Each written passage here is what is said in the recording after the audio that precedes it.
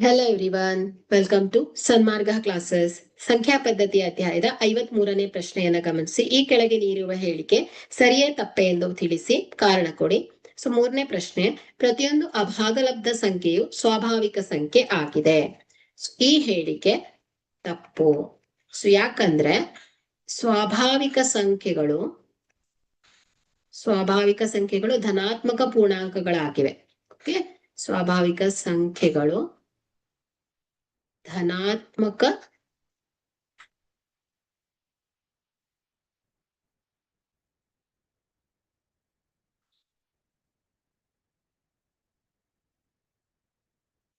ಪೂರ್ಣಾಂಕಗಳಾಗಿವೆ. ಆದ್ರೆ ಅಭಾಗಲಬ್ಧ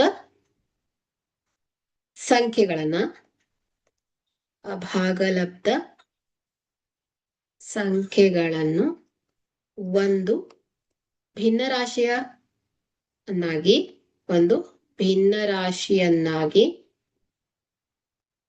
ವ್ಯಕ್ತಪಡಿಸಲಾಗದ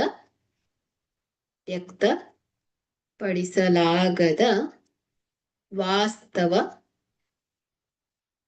ಸಂಖ್ಯೆಗಳಾಗಿವೆ. Okay, thank you.